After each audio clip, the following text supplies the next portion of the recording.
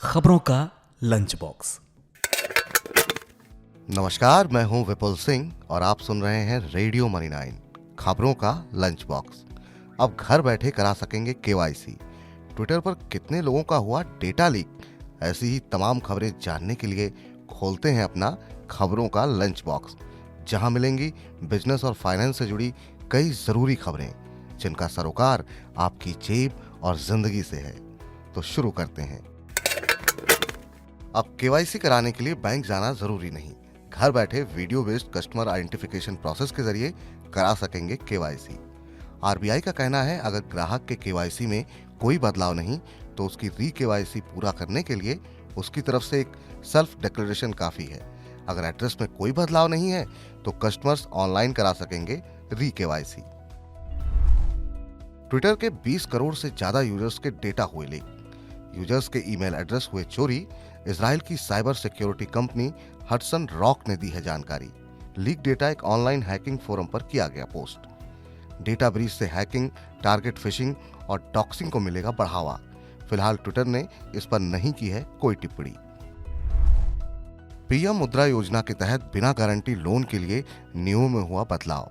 Loan लेने के लिए एमएसएमई के लिए अपने सभी कर्मचारियों को एनपीएस में एनरोल कराना जरूरी है। 20 से कम स्टाफ वाले एमएसएमई के लिए भी एनपीएस होगा अनिवार्य। अभी शुरुआती स्टेज में है ये प्रस्ताव।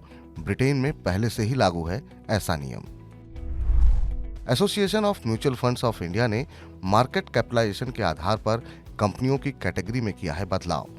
Muthoot Finance, Paytm, Bandhan Bank, Gland Pharma और पिरामल इंटरप्राइजेज हुए लार्ज कैप से मिड कैप में डाउनग्रेड। इसी तरह Tanla Platform, Godrej Industries, ICICI Securities, Chambal Fertilizer, Aavas Finance, National Aluminium, The New India Insurance अब स्मॉल कैप में आए हैं। इसके बाद अब म्यूचुअल फंड हाउसेस को करना पड़ेगा स्कीम में बदलाव।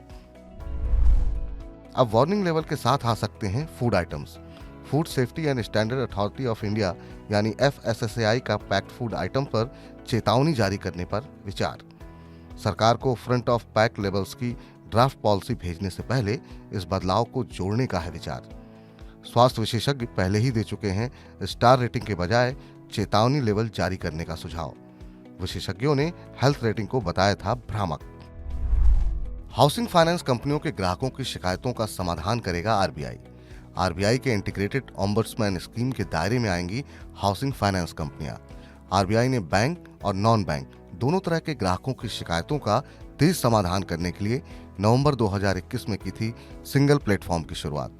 अब ग्राहकों की समस्याओं और शिकायतों का होगा तेज समाधान।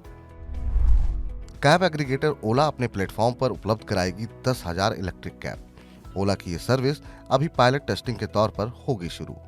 टेस्टिंग के रिजल्ट्स और चार्जिंग इंफ्रास्ट्रक्चर के आधार पर किया जाएगा देश भर में इस सेवा का विस्तार। ओला ने अपने ग्राहकों को दिया है आश्वासन, नई सर्विस में केवल टॉप रेटेड ड्राइवर्स ही करेंगे काम। ग्राहकों को राइड कैंसिलेशन, 100% कैशलेस पेमेंट्स, सुविधाजनक राइड एक्सपीरियंस का मिलेगा फायदा। ऑनलाइन ऑटो रिक्शा बुकिंग पर अब देना होगा ज्यादा service fees. Karnataka high court ने ओला उबर जैसी कंपनियों को दी 10% सर्विस फीस वसूलने की मंजूरी, लेकिन ऑनलाइन एग्रीगेटर अदालत के इस फैसले से नहीं है संतुष्ट।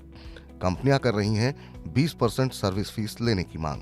इस फैसले से कर्नाटक में ऑनलाइन ऑटो बुक करने पर चुकाने होंगे अब ज्यादा पैसे। 2023 में भी घरों की बिक्री में तेजी रहने की उम्मीद है। प्रॉपर्टी कंसल्टेंट जेएलएल इंडिया का कहना है कि महंगाई में कमी आने की संभावना है। बिल्डर से बेहतर प्राइस ऑफर मिलने से इस साल भी घरों की बिक्री में तेजी बनी रहेगी। पिछले साल देश के 7 प्रमुख शहरों में घरों की बिक्री सालाना आधार पर 68% बढ़कर 2,15,666 यूनिट रही। 2021 में 1,28,064 घर बिके थे। 2023 में महंगाई के नीचे आने के साथ रेपो रेट में बढ़त का सिलसिला रुकेगा। इससे भी मकानों की बिक्री को सहारा मिलेगा। दुनिया की दिग्गज टेक कंपनी सोनी अब इलेक्ट्रिकल व्हीकल सेगमेंट में भी उतर चुकी है। कंपनी ने हाईटेक ईवी कार अफीला का प्रोटोटाइप लॉन्च किया है। सोनी ने होंडा के साथ मिलकर ये कार बनाई है। इस इलेक्ट्रिक कार की घोषणा कंपनी ने अक्टूबर 2022 में की थी। कंपनी को 2025 की पहली छमाही में प्री ऑर्डर लेने और 2026 तक ग्राहकों को पहली कार देने की उम्मीद है। अमेजन सेल्सफोर्स करेगी बड़े पैमाने पर छंटनी। अमेजन 18,000 से ज़्यादा लोगों को नौकरी से निकालेगी। सेल्स फोर्स अपने वर्कफोर्स का 10% यानी करीब 8,000 कर्मचारियों को नौकरी से निकालेगी। कंपनी के 23 साल के इतिहास की ये सबसे बड़ी छटनी होगी। मार्च के बाद बाजार में हो सकती है स्मार्टफोन की किल्लत, घट सकती है दूसरे इलेक्ट्रॉनिक प्रोडक्ट्स की भी सप्लाई। कंज्यूमर इलेक्ट्रॉनिक्स कंपनियों ने जताई चिंता। स्मार्टफोन मैन्युफैक्चरर्स चीन में कोविड के बढ़ने से है परेशान। चीन में कोविड के बढ़ते मामलों की वजह से कई इलेक्ट्रॉनिक डिवाइसेस की आपूर्ति में दिक्कत हो रही है। मार्च मई तिमाही के दौरान प्रोडक्ट सप्लाई शॉर्टेज की हो सकती है समस्या। ई कॉमर्स कंपनी स्नैपडील का घाटा वित्त वर्ष 2022 में 4 गुना बढ़कर 510 करोड़ रुपए पर पहुंचा।